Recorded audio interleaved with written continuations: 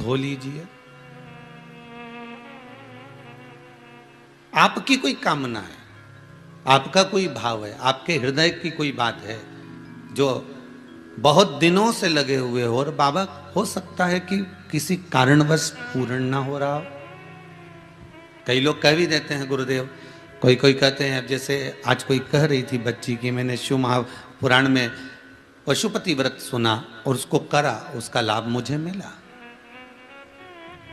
मेरे पति ने भी करा, उसका भी लाभ मुझे मिला। पर एक काम गुरुदेव ऐसा अटका हुआ है कि वो काम हम करना चाह रहे हैं, व्रत भी कर लिया, अनुष्ठान भी कर लिया, पर फिर भी वो व्रत के कारणवश भी वो कार्य नहीं हो रहा। तो समझना कि कोई कार्य बड़ा भारी होगा और बाबा उसको कर नहीं रहा है, या कोई काम अटक रहा है। तो हमने पहले भी कहा, ये बीच की जो पत्ती है ये देव अधिदेव महादेव है, ये ब्रह्मा, ये विष्णु है।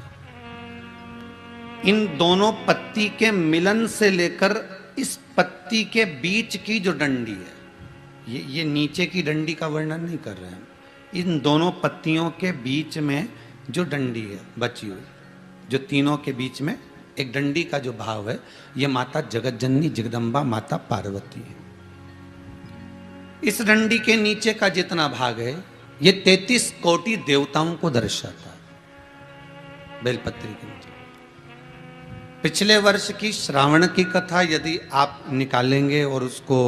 पेज पर जाकर आप सुनेंगे तो आपको प्राप्त होगा कि उसमें भी कहा था कि जब आप पशुपति व्रत कर रहे हो या कोई नियम धारण कर रहे हो या कोई आपने नियम उठा रखा है और वो कार्य आपका हो ही नहीं रहा, आपने 2 बार पशुपति व्रत कर लिए, आपने ये कर लिया, आपने प्रदोष कर लिया, आपने सोमवार कर लिया, आपने सारे अनुष्ठान कर लिए, बहुत सारे उपाय भी करे तो भी नहीं हो रहा है, तो इस बीच वाली पत्ती पर शहद लगाकर बाबा का जो शिवलिंग है उस शिवलिंग को इसको छुआ दीजिए या उससे चिपका दीजिए और उस पर अपनी हथेली रखकर कामना कर कर वापिस घर को आ जाइए।